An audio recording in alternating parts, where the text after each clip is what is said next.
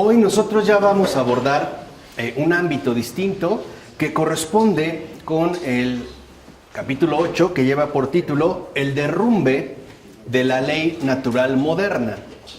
Y en este derrumbe en particular aparecerán pues dos filósofos que son, digamos, como los representantes de este derrumbamiento. Uno es John Locke y otro será Thomasius. Pues el día de hoy tocará el turno precisamente a John Locke, este inglés.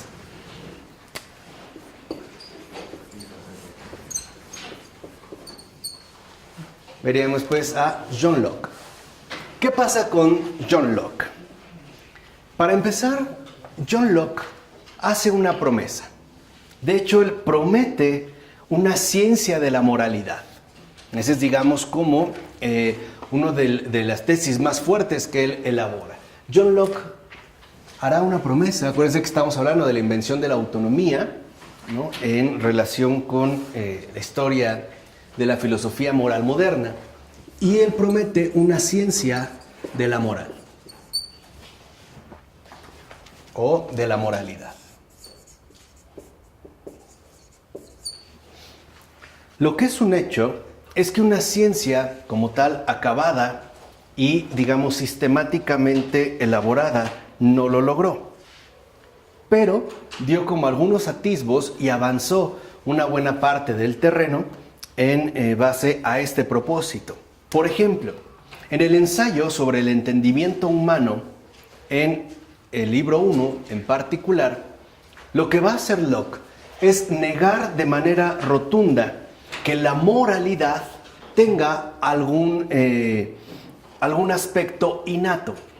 En pocas palabras, que no habría pues principios universales ya establecidos y con los cuales nosotros también nazcamos o tengamos ya, por así decirlo, integrados. Aquí vemos pues que para Locke esta ciencia de la moralidad, de igual manera que algunos de sus antecesores, tendrá como base el empirismo. O sea, partir pues de una base meramente empírica, comprobable y que nos resulte de alguna manera convincentes. De hecho, por ejemplo, dirá John Locke que para cualquier principio práctico podemos con toda razón preguntar por el motivo. ¿Qué es lo que motivó pues a que nosotros obráramos de tal manera? Dice, y no lo podríamos hacer si esos principios fueran innatos. Entonces, más que traer, por decirlo así, ¿no?, como integrados los elementos fundamentales de la moralidad, John Locke considerará que ésta se movería en todo caso en base a motivaciones. E incluso serán estas motivaciones las que podrían darnos una cierta idea de el por qué la gente obra de tal o cual manera. Y añade también Locke que la virtud responde sobre todo a un acuerdo general establecido. Es decir, como algo que pudiera explicarse en tanto resultado de tomar conciencia de la utilidad que tal virtud representa para la sociedad. Entonces, la virtud tampoco se basaría en principios universales, sino que apelaría en todo caso a acuerdos en los cuales se destacaría la utilidad de eso que llamamos virtud para el conjunto de la sociedad. Entonces vemos cómo empieza, ¿no?, a como resignificar elementos importantes como pueden ser la cuestión de la virtud, la cuestión propia de la moralidad y también, por ejemplo, de la conciencia. ¿Qué es la conciencia para John Locke? Dice, es simplemente la opinión que uno tiene acerca de lo acertados o errados que pueden ser sus propios actos. Y nuestras opiniones pueden proceder de la educación, de la costumbre o bien de la gente que frecuenta. Entonces, la conciencia, de acuerdo con John Locke, tampoco remitiría a una instancia trascendente. Simple y sencillamente, ¿no?, es el ejercicio de opinión que nosotros hemos ido generando a partir como él dijera, ¿no? De la educación, de la costumbre o simple y sencillamente de la gente con la cual convivimos. En síntesis, ¿qué es lo primero que hace John Locke para establecer una ciencia de la moralidad en base al empirismo? Pues rechazar los principios morales.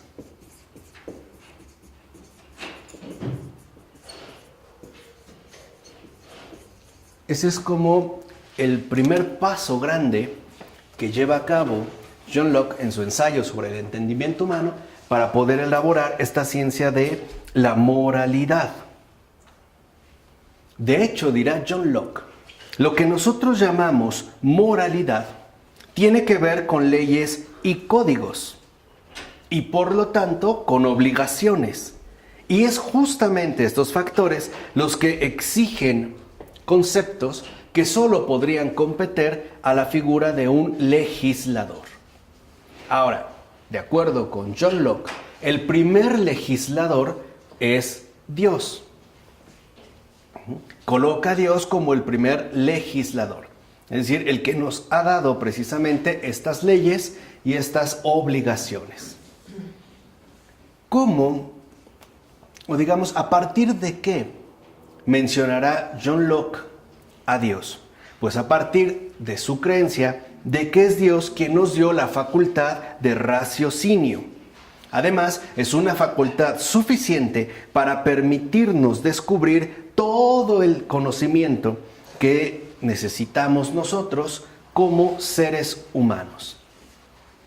En pocas palabras, John Locke afirma que podemos hablar de Dios en tanto somos capaces de pensar por nosotros mismos y que ese es su propósito. El hecho de que podamos pensar por nosotros mismos nos llevaría finalmente a la conclusión de que Dios existe y de que eso es justo lo que espera de nosotros. O sea, que nos atengamos y que explotemos de la manera más intensiva nuestras facultades naturales. O sea, para John Locke, el propósito de Dios para con nosotros es que pensáramos por nosotros mismos. Ahora dirá John Locke, lo que más tenemos a mano es cómo vivir, ¿no? Esa sería pues uno de los primeros interrogantes. Y en este cómo vivir se ponen en juego tanto nuestra felicidad terrenal como nuestra vida eterna. Por tanto, dirá John Locke, debemos ser capaces de raciocinar por nosotros mismos aquello que se exige de nosotros. En pocas palabras, pareciera entonces que Dios nos dio esta capacidad de razón y todo lo demás queda en nuestras manos. Sería pues obra de nuestra propia competencia, ¿no? ¿Por qué? Porque el propósito de Dios es que pensáramos por nosotros mismos. Dice, e incluso pensar que hay principios morales, ¿no? Innatos, eternos, etcétera, supondría que ya no necesitamos pensar nada más sobre las cosas que, por ejemplo, estos abarcan. De tal manera que al rechazar los principios morales, que incluso él los llama en términos de innatos, todo quedaría reducido a una especie de experiencia humanamente accesible. Es decir, todo pues se remitiría a lo que en tantos seres humanos seríamos capaces de realizar. Es decir, este rechazo de los principios morales también llevará a Locke al hecho de que es Dios mismo el que garantiza este propósito. Y por eso, dirá John Locke, es que estamos sometidos a las leyes de Dios. Como Dios es el que nos hizo pensantes, pues entonces, mediante el ejercicio de este raciocinio, quedamos sometidos a sus leyes y por lo tanto le debemos obediencia. Entonces, ¿qué significa obedecer a Dios? Vivir racionalmente. O sea, pensando pues por nosotros mismos. No según el Espíritu de Dios. No. Dios nos dio el raciocinio y su propósito es que lo usemos de la manera más competente, ¿no? Y es por eso que le debemos nuestra obediencia. Entonces, ¿qué es obedecer a Dios? Pensar por uno mismo. Eso es obedecer a Dios. Pensar por uno mismo. De entrada ya vemos que sigue pues las bases de su empirismo, donde ya no intervendría, por ejemplo, la gracia o la inspiración divina o ningún otro tipo, digamos, de rasgo, en este caso, sobrenatural. De aquí pues, John Locke también va a designar como moralmente bueno un acto voluntario en base a la conformidad que tiene con la ley que ha establecido el legislador. De tal manera que entonces el mal es la desobediencia, que comportarían, por ejemplo, propuestas tanto de amenazas como de castigo. Entonces podemos decir que para John Locke, lo moralmente bueno es aquello que sugiere una propuesta de recompensa, mientras que lo moralmente malo es aquello que conserva propuestas de amenazas y de castigos. Por eso entonces Locke dirá que los tipos de normas o leyes por los cuales los hombres suelen juzgar los actos son estas. De aquí estaría la ley divina,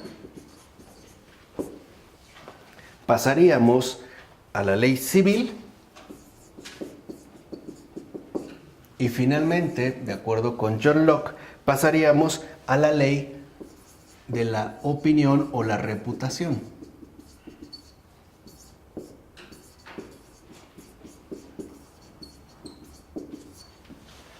Estas serían pues como las tres leyes fundamentales que integrarían, ¿no?, este espectro llamado moralidad.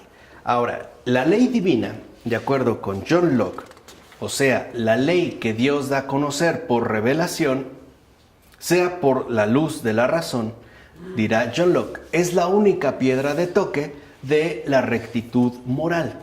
Entonces, de acuerdo con John Locke, y esto es algo muy importante, la ciencia de la moralidad, que en efecto está, digamos, como el eje central de su propuesta, lo que haremos es que empieza a rivalizar e incluso podemos decir a asimilar revelación y razón. Por decirlo de otra manera, lo que hasta John Locke se consideraba fruto de la revelación, o sea, aquello que no se puede alcanzar humanamente hablando, para John Locke sí se puede alcanzar. Entonces, lo que nos manifiesta la revelación también puede ser que lo obtengamos por medio del uso de la propia razón. Por eso, revelación y razón tenderán cada vez más a confundirse. Ya no necesitaríamos, pues, de un ámbito de revelación para alcanzar, ¿no?, el ejercicio, digamos, fundamental de nuestra facultad racional, sino que lo podemos hacer mediante la aplicación intensiva de la razón. O sea, se alcanza a ver ya a estas alturas que la razón también, pues, tiene una capacidad de revelación. Entonces, en síntesis, ¿a qué apunta? A entender que la revelación no es necesaria. Todo lo podríamos nosotros adquirir por medio del uso de la pura razón. Ahora, considerará que la ley divina es el piedra de toque. Dice, y cuando nosotros, por ejemplo, nos basamos o juzgamos según la ley divina, entonces nos forjamos una idea sobre si los actos, ¿no?, digamos, involucrados son pecados o bien son deberes. Esto sería en el ámbito de la ley divina. Ahora, la ley civil corresponde a la aplicación de las leyes que lleva a cabo nuestro gobierno y nos da una idea acerca de si estos actos, por ejemplo, son criminales o inocentes. Entonces, la ley civil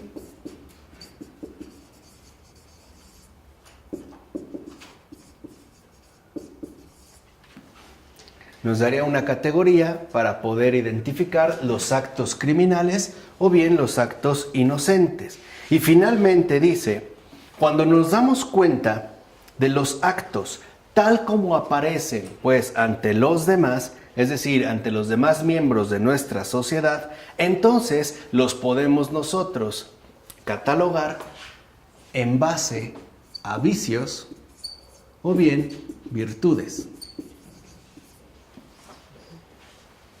Entonces, lo que vemos es que esta estratificación identificará los actos de acuerdo al ámbito al cual pertenecen. No necesariamente estarían, pues, involucrados. Por ejemplo, de entrada, aunque algo por medio de la ley civil pueda ser considerado crimen, no necesariamente tendría que ser de igual manera un pecado. Y tampoco tendría que ser, por ejemplo, un vicio, ¿no? Estarían pues desligados, o sea, no tendrían pues un sostén finalmente universal. Ahora dice, para que nosotros podamos estar sujetos a normas o leyes, debemos tener voluntades. ¿Y quién nos enseña cómo funciona la voluntad? La experiencia. Dice John Locke, querer es simplemente lo siguiente, preferir la existencia de una acción a su no existencia. Esa es la voluntad. ¿Qué quiere decir esto? ¿Sí? Preferir la existencia de una acción a su no existencia. Es una preferencia. Quiero esto en lugar de que esto no se dé. En lugar de que sea una obediencia. Claro. No es, digamos, aquí una preferencia. Y la preferencia, continúa John Locke, no va determinada por nuestras creencias sobre qué línea de acción nos puede aportar la mayor cantidad de bien. Dice, si así fuera, entonces nadie pecaría. Todo estaría perfectamente claro. De hecho, va a decir, lo que aquí suscitaría en todo caso el deseo es la perspectiva de felicidad o bien de placer que podría adquirir el propio agente. De tal manera que entonces, dirá John Locke, solo podemos afirmar de la persona y no de la sola voluntad que es libre. Porque la voluntad es el poder que tiene el hombre de examinar las ideas y de suspender la acción, o bien de decidirse por ella. Si sentimos, va a decir por ejemplo John Locke, más desasosiego por carecer de comida en este momento que por el deseo de ir al cielo, la voluntad nos va a hacer actuar, digamos, de suerte que apaciguemos nuestro mayor malestar. Dependería, pues, ¿no?, de la condición empírica en la que nosotros estemos insertos. ¿Se comprende? ¿No? Sí, por ejemplo, dice, si nosotros sentimos más malestar porque no hemos comido en una semana que por nuestra posible condenación, entonces la voluntad va a tratar, digamos, de atender el mayor malestar que atravesemos en ese momento. O sea, por ejemplo, preferiríamos pues la comida al cielo. O el placer, digamos, a un sufrimiento. Lo cual, en este caso, por ejemplo, no sería un pecado o un crimen o un vicio, sino simplemente la atención que ponemos nosotros en nuestras necesidades más como acuciantes, ¿no?, o más intensas. Esto es lo que utiliza, pues, John Locke para demostrar que los elementos que se requieren para explicar nuestras ideas morales, ideas sobre Dios, la ley, el bien, la voluntad, la recompensa y la felicidad, pueden deducirse en su totalidad de los datos que proporciona la experiencia. ¿Qué está haciendo John Locke? Está configurando aquello que también denunciara, e incluso me parece a mí, confrontara Charles Taylor bajo el nombre de marco inmanente. Si en efecto se empieza, ¿no?, digamos, como a identificar revelación con razón, entonces la razón misma, al ser autorreveladora o al tener la capacidad de alcanzar aquello que supuestamente nos daba la revelación, coloca todo al nivel de lo humanamente accesible. Es decir, dentro del marco inmanente en el cual todo podría ser pues descubierto apelando a la experiencia. Entonces dice, Así es como nosotros, pues, vamos forjando nuestros respectivos conceptos morales. ¿Qué implica esto? ¿Quién construye entonces la moralidad? Hombre. Nosotros. Entonces, la moralidad es un asunto humano. Y aparte, eso es lo que Dios espera de nosotros. Que construyamos precisamente la moralidad. Pero inspirados con la Biblia, ¿no? No necesariamente. Puede ser una manera. Pero a lo mejor aquello que está inspirado en la Biblia y que se me ofrece por revelación, yo lo puedo alcanzar también por vía de la mera razón. Por eso les decía que empiezan, pues, ¿no? Como a confundirse, una rivalidad. De hecho, llegará un momento en el que la revelación quede como eclipsada por la razón. Ahí es donde entra ya Kant, que es, digamos, como el fruto maduro, pero aquí ya se está, digamos, yendo hacia esta línea. O sea, de tal manera que revelación y razón empiezan cada vez más a equipararse, ¿no? Ya no a enfrentarse, sino, por así decirlo, a confundirse. Ahora, si es un asunto humano, esto significa que entonces nuestros conceptos morales para nada tienen que adecuarse a una realidad externa, en este caso trascendente. Por eso no hay principios morales innatos, por eso no hay, digamos, como una moral más allá de nuestra propia experiencia. Así es como nosotros, dirá John Locke, vamos conformando esto que llamamos moralidad. Ahora, John Locke va a rechazar de manera enfática cualquier explicación que invoque la acción inmediata de Dios sobre la mente. Por así decirlo, Dios nos creó y se acabó. De ninguna manera interviene de manera directa ya en nosotros. Nos dio, pues, ¿no?, todas nuestras facultades, especialmente la razón, para que cada uno de nosotros la ejercite de la mejor manera. De tal manera que entonces tenemos la razón suficiente para adquirir la orientación que necesitamos en la vida. En pocas palabras, la moral es creación nuestra. Ahí ya no interviene para nada Dios. Es una cuestión de experiencia.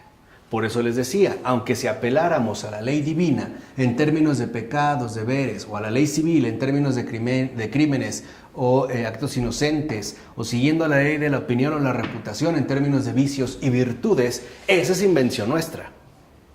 La hemos realizado, pues, ¿no?, aplicando estas facultades que Dios, en todo caso, nos ha dado. Ahora hay una pregunta importante. ¿Cómo hemos de saber lo que la ley de Dios nos dice que hagamos? ¿Cómo lo hemos de saber? ¿Cómo hemos de saber entonces lo que la ley de Dios nos dice que hagamos? Aquí es donde entra la cuestión fundamental. Voy a hacer una cita un poco larga de Locke, pero dice John Locke: las ideas de un ser supremo, infinito en poder, en bondad y en sabiduría, cuya obra somos y de quien dependemos, y la idea de nosotros mismos como unos seres racionales y dotados de entendimiento, estas dos ideas, digo, una vez claramente poseídas por nosotros, supongo que podrían, bien consideradas y perseguidas en sus consecuencias, ofrecernos un fundamento para cimentar nuestras obligaciones y las reglas de nuestras acciones, que bastaría para situar a la moral entre las ciencias capaces de demostración. Y a este respecto, no dudo que se podrán deducir, partiendo de proposiciones de suyo evidentes, las verdades medidas del bien y del mal, por una suerte de consecuencias necesarias y tan incontestables como las que se emplean en las matemáticas. Aquí está, por así decirlo, el aspecto radical de John Locke. ¿Qué pasa? Que todo lo que nosotros consideraríamos ideas de Dios, por ejemplo, un ser eterno, poderosísimo, inteligentísimo, etc., puede ser demostrada. O sea, por ejemplo, la propia idea de Dios quedaría ahora subsumida a la capacidad misma de la razón, que es justo lo que haría el modelo matemático. Digamos que aquí lo que hace John Locke es establecer un criterio matematizado para, volver demostrable todo aquello que se supone no tenía justamente este tipo de carácter. O sea, empieza John Locke a irse por esta línea que sugiere que todo debe de ser de suyo evidente, como parece establecerlo el modelo matemático. 2 más 2 siempre igual a 4. O sea, esta es, digamos, como el giro más importante que hace John Locke para erradicar, como lo ha venido haciendo, el misterio. Dios ya no es un misterio, es una cosa incluso demostrable, como podría demostrarse un teorema matemático, por muy complicado que fuera. Aquí lo importante no es la demostración de Dios, sino quien la lleva a cabo. Y en este caso es la razón misma. Aquí vemos como esta inversión donde la razón pues empieza como a absorber todo lo demás. Fíjense, y Locke da un ejemplo de cómo hay que construir demostraciones de las verdades morales más específicas. Y una de estas verdades morales, por supuesto, es la de Dios, pero no da este ejemplo. Habla de esto. Dice, tómese algún concepto moral, como la injusticia. Una de sus partes es el concepto de propiedad, que a su vez es la idea de algo que alguien tiene derecho. Injusticia es el apelativo que se da a la idea de modo mixto de violar el derecho que tiene alguien a algo. De esto se coligue irrefutablemente que donde no hay propiedad, no hay injusticia. Entonces, ¿qué es la injusticia? Una opinión elaborada en base a la experiencia. Nada más. De tal manera que entonces también la idea de Dios es un constructo que quizá hemos fabricado mediante la experiencia. En pocas palabras, lo que llamaríamos principios fundamentales de la moralidad, como bondad, inmortalidad, justicia o Dios, no son más que definiciones humanas. Eso es todo. Y justo porque son definiciones humanas, es que también podrán ser demostrables. Vean lo que dice Locke. Nuestro negocio aquí no es conocer todas las cosas, sino aquellas que corresponden a nuestra conducta. Y para eso nos sirve la moralidad. Nosotros somos pues los inventores de la moralidad. ¿De qué está hablando entonces Locke?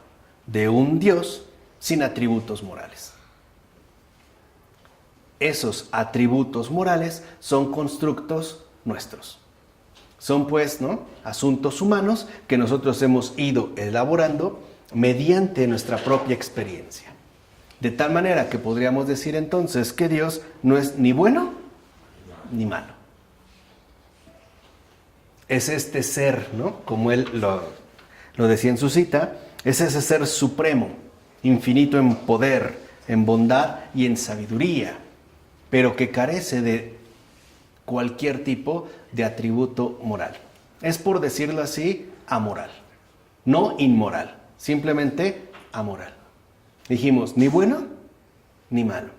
Es simplemente un poder superior, nada más. Ahora, poseer un poder ilimitado solo permite que Dios sea, en el mejor de los casos, un déspota benevolente y en el peor, un tirano.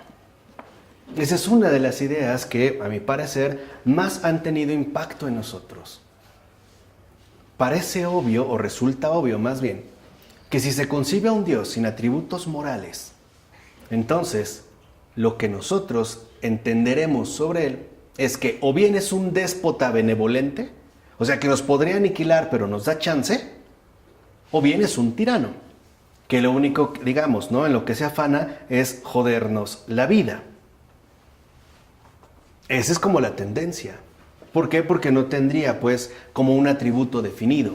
No podemos decir, en pocas palabras, que es ni bueno ni malo.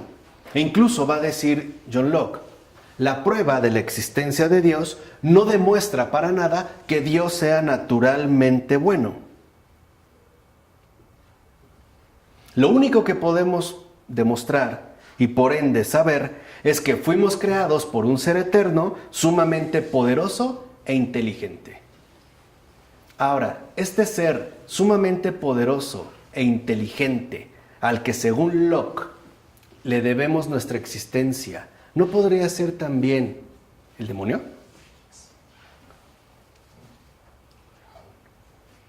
¿No podría ser también, digamos, este neutro, sumamente poderoso e inteligente, que de hecho nos ha creado? Vamos, puede encajar. ¿Por qué? Precisamente porque no hay una afinidad dada con algún tipo de atributo moral. Se vuelve neutro. Veamos un pasito adelante. Locke afirma lo siguiente. Si meditamos como es debido esta idea que acabo de mencionar, será fácil de deducir de ella todos esos otros atributos que es necesario adscribir a ese ser eterno. Nuevamente neutral. Mi pregunta es, ¿el diablo? ¿Por qué no? ¿No es también un ser eterno? Sí. También, un peso de eternidad. Inteligente, sí, ya lo vimos también en este caso con Ayash. ¿Qué es lo que destaca aquí? Que en efecto entonces John Locke empieza a promover una visión estrechamente egocéntrica, donde todo va a quedar concentrado en el propio ego, es decir, en la propia afirmación y exaltación de lo humano. E incluso dirá John Locke que un soberano sin límites, que da orientación arbitraria a una población egoísta, es de hecho el modelo que parece surgir de las relaciones morales entre Dios y los seres humanos. O sea, en este caso, John Locke parece aportar una visión más bien sombría de la moralidad. Por ejemplo, ¿está el conocimiento de las leyes de Dios fácilmente disponible a todos? ¿Qué hace John Locke? Ya es en sus obras de madurez, especialmente en una obra que se llama La racionalidad del cristianismo, escrita en 1695. El punto es este. Mientras se debate que el cristianismo requiere de sus partidarios la única y mínima creencia doctrinal de que Jesús es el Mesías o el Salvador, Locke plantea esta pregunta. ¿Qué necesidad había de un Salvador? ¿Qué ventaja tenemos con Jesucristo? ¿Qué ventajas tendríamos con Jesucristo? ¿Por qué fue necesaria la llegada del propio Cristo? Parte de la respuesta es que la sola razón no podría haber bastado para convencer a la mayoría de la gente de la existencia de Dios. O sea, la mayoría de la gente seríamos básicamente estúpidos. ¿O no seríamos como John Locke, capaces, ¿no?, de equiparar razón con revelación? Y por ello, la presencia personal de Cristo permitió que la creencia se difundiera. Pues como no éramos capaces, ¿no?, de ejercitar la razón, entonces la aparición de Cristo permite afianzar la creencia. La otra parte, va a decir John Locke, es que la raza humana necesitaba de un conocimiento más claro de la moral que la sola razón o de aquello que la sola razón le hubiera podido ofrecer. De ahí va a insistir, por ejemplo, John Locke, que los filósofos paganos no descubrieron todas las leyes de la naturaleza, ni siquiera las más importantes, y parece en general que es una tarea demasiado difícil para la razón. Sentar las bases de la moralidad en todas sus partes sobre un fundamento verdadero, con luz clara y convincente.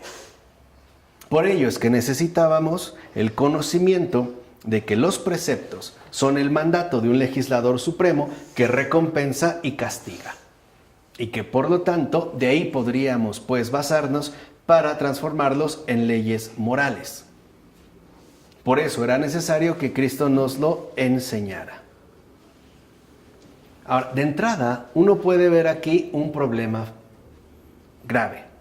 No es evidente cómo se puede hacer compatible esta postura con la opinión de Locke de que Dios nos ha dado raciocinio suficiente para saber y descubrir todo lo que necesitamos saber acerca de las cosas que más nos importan. En este caso, la moralidad y la religión. Como que no, si la razón puede equipararse a revelación, Cristo se hace innecesario. Sí, sobra. Está exacto.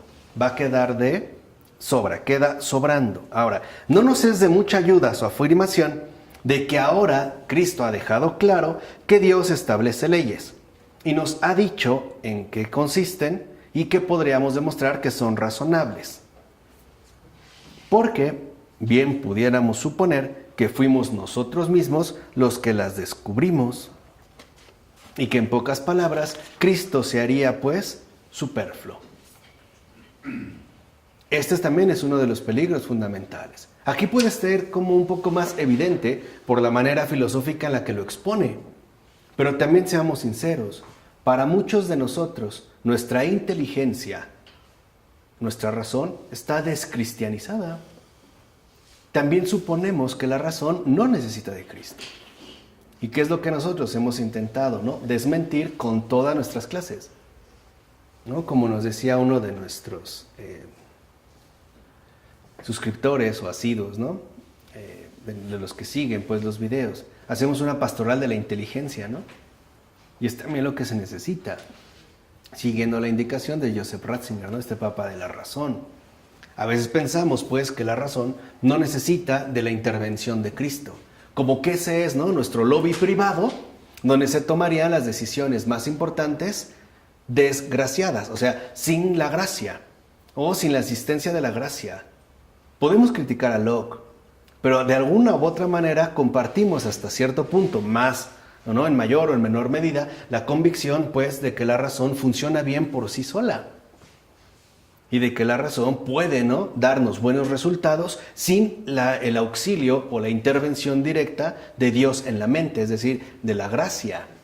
También lo suponemos, ¿no? Como si nuestra razón fuera, no hubiera sido también herida y tocada profundamente por el pecado. Como si fuera una máquina de perfecto funcionamiento, ¿no?, que solo hay que desengrasar para que dé un desempeño extraordinario. Pues la realidad es que no, o sea, vale aquí, ¿no? Y por eso Locke va a añadir, la gran mayoría no tiene capacidad para saber y por lo tanto debe creer. Entonces podríamos decir que Jesucristo no solo se hace superfluo, se banaliza. Jesucristo es para los tontos, para los que no son capaces, ¿no?, de emplear su razón. Es decir, se necesita a Jesucristo, venido del cielo y cubierto de gloria, para convencer a la mayoría de la gente de que cumpla con las leyes de naturaleza.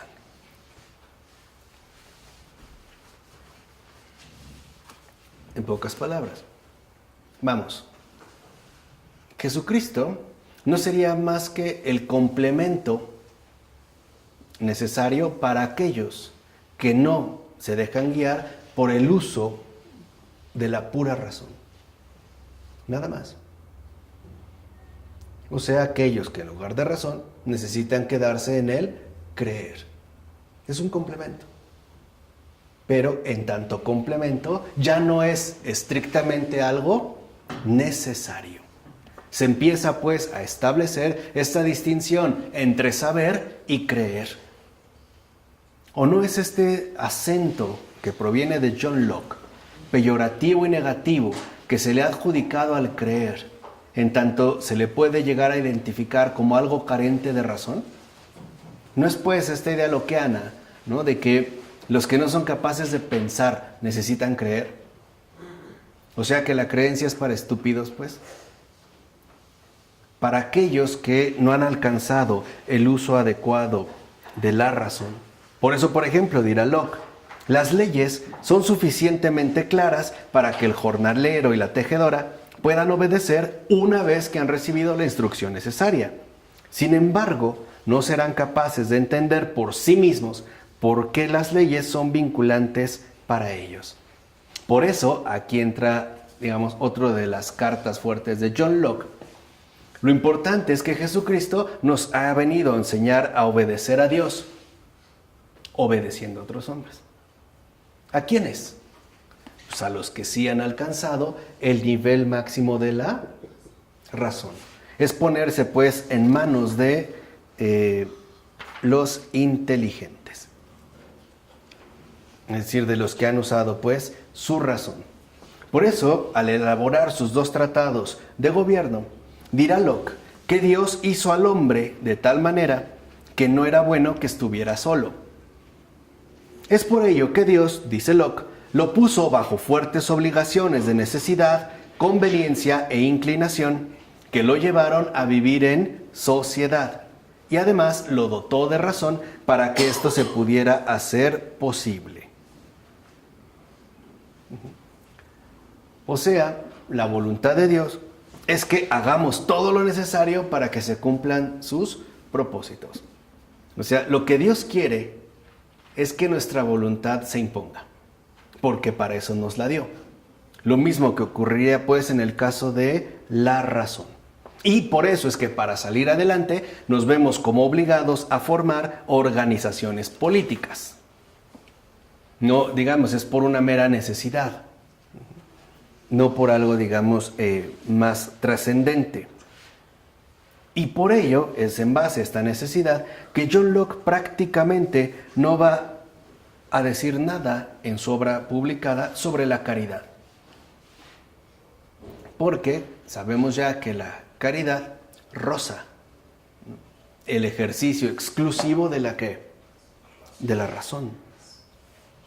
Todo parece limitarse al mero empirismo. Pero ¿qué bases empíricas podríamos encontrar, por ejemplo, para el amor a los enemigos? ¿O de dónde es que podría obtenerse algo así? Por mucho, en todo caso, que se busque. Por eso lo que sí va a hacer es poner el énfasis más bien en la discordia que en el amor. E incluso dirá que si nosotros llegamos al grado de sacrificarnos por otro, no es por una característica sobresaliente de nuestra constitución, sino meramente por una situación empírica. ¿Qué quiere decir eso? Claro, o sea, no habría pues una fuerza, ¿no?, trascendente o divina obrando en nosotros. Simple y sencillamente sería bajo una determinada circunstancia. Por eso, ¿qué es lo único significativo que se podría decir con respecto a Dios? Que es nuestro soberano. Y que en tanto soberano es poderoso. Ahora, aquí también se desprende otro de los tentáculos de John Locke. Quien concibe a Dios meramente como un soberano, y además como un soberano poderoso, no tardará en sospechar de que ese Dios es un tirano, ¿no? Y por lo tanto, no se le puede ni venerar, y mucho menos amar. O sea, el desamor con respecto a Dios también viene, ¿no?, como de esta afirmación, de esta necesidad, digamos, meramente empírica. No se le puede, pues, amar, por no decir ya adorar, o mucho menos obedecer, seguir o entregar. Por eso, para John Locke, lo único que podemos decir del dominio de Dios es su poder y además su maestría como creador. En pocas palabras, para John Locke, Dios no es más que un déspota benevolente. Y muchos de nosotros, nos guste o no, parecemos también tener algo de esta doctrina de John Locke. Porque si hay algo que realmente nos puede confundir de manera atroz, es siquiera sospechar mínimamente que Dios es malo. y que incluso es malo en base a las conclusiones, o peor aún, a las demostraciones que mi razón obtiene. Es justamente a partir de esta revelación. Fíjense entonces, resumiendo, la postura de John Locke, que bien se puede entender en 3 pasos. Primero, afirmación de Dios. ¿Se dieron cuenta? Segunda, la banalización de Dios. Hacerlo algo superfluo, para finalmente sugerir o indicar que Dios es malo. No lo dice directamente, pero dice que está lejano, ¿no? Como que lejano. Indiferente, Lejano. distante, sin atributos morales, ni bueno ni malo, y por experiencia empezamos a entender como que, bueno, más bien se trate de un déspota benevolente, ¿no? De un tirano compasivo, lo cual a final de cuentas llegará al último paso. Sí, Dios es malo. Por eso yo les decía hace un momento, ese ser supremo, poderoso, inteligente, no es el diablo precisamente, el que también nos quiere convencer precisamente de eso, de que Dios es malo. Porque Él está convencido de que Dios es malo. Él es el bueno, acuérdense. Por eso aquí tendríamos, en un sentido radical, un endemoniado. No sé si consciente o inconscientemente, pero de qué es usado, es usado. Esto es innegable. Y ahí se pueden ver, pues, las líneas. Al rechazar los principios morales, ¿no? Se da, pues, el establecimiento de la ciencia de la moralidad como asunto humano en 3 pasos. Afirmación de Dios, banalización de Dios y finalmente, ¿no?, la total condenación de Dios. Porque esa es la conclusión. Dios es malo. ¿Quién nos llevó a esa conclusión? La razón. O sea, la ausencia de ¿qué? De revelación, la privación de la gracia. Esa es la ciencia de la moralidad. Por eso Dios se equivoca y es malo. Y al ser malo, ahora tendremos nosotros que reconstruir por completo esta cosa que llamamos mundo. ¿Cómo? Siguiendo nuestros criterios. Porque eso es un asunto ¿qué? Humano. No es justo esta, digamos, herencia dejada por Locke, la que permite a muchos decir, ¿por qué si Dios es bueno permite tal o tal otra cosa? ¿No se pasan acá? ¿No es esta la afirmación? Por eso hay que exponerlo. O sea, esta es también parte de la herencia que compartimos, al menos en gran medida como sociedad occidental. En pocas palabras, se nos hace muy fácil cuestionar a Dios, hasta llegar al punto de juzgarlo, es más, condenarlo, ¿no? Como la frase de este ateo, muy radical según él, que decía, si Dios existe, peor para él. Podemos decir que es una revelación sin amor también y sin gracia. Uh-huh. Así es la ver, sí. Él lee la revelación, pero sin amor y sin gracia. No se necesita. Él es seca, así. Claro. ¿Por qué? Porque ahora, exacto, lo fundamental es la pura ¿qué? Razón. Ahora, de manera evidente, y con esto voy a terminar, el propio John Locke exalta la razón. Y el mismo John Locke no se da cuenta de que la razón está herida. Porque la conclusión de la razón es que Dios es malo. ¿Se entiende? Si de verdad la razón fuera sana, entendería que Dios es Padre, Hijo y Espíritu Santo, y que como lo dijera el gran San Juan Evangelista, Dios es amor, no maldad. Así que, cuidado, para aquellos que solo confían en su propia razón. Créanme, necesitan la medicina que nos aporta la revelación. No están peleadas. Tienen que integrarse y conjugarse, precisamente para alcanzar aquello que nosotros llamamos saber. Y una buena manera para hacerlo es leyendo, por ejemplo, a el gran San Anselmo. Ahí se ve. San Anselmo de Canterbury, siglo XII. Ahí se ve esta conjugación, que justamente por no, digamos, sufrir anemia de revelación, lo van a malinterpretar y a mal leer tantos, especialmente Kant y estos, cuando lo cataloguen del argumento ontológico, cuando no se trata absolutamente de nada de eso. Pero creo que es un buen antídoto en este caso. Pero lo que quiero que entiendan es que en efecto Locke sigue el camino de la pura razón, pero es una razón enferma. Vamos a decirlo así, es una razón herida de pecado. Díganme si no es una razón extraviada la que concluye a final de cuentas que Dios es malo. Si es eso a lo que nos lleva la razón, entonces no creo que precisamente sea como algo que deje muy bien parada a la razón misma. Entonces lo que vemos es que si se empieza diciendo que Dios carece de atributos morales, al final de cuentas se le coloca uno: Dios es malo. Y en efecto nos basaremos en ello precisamente a partir de la experiencia. Ese es nuestro asunto. Aquí es cuando creo que es evidente, ¿no?, que nuestra razón, nos guste o no, está enferma también. En nombre del Padre, del Hijo y del Espíritu Santo. Amén.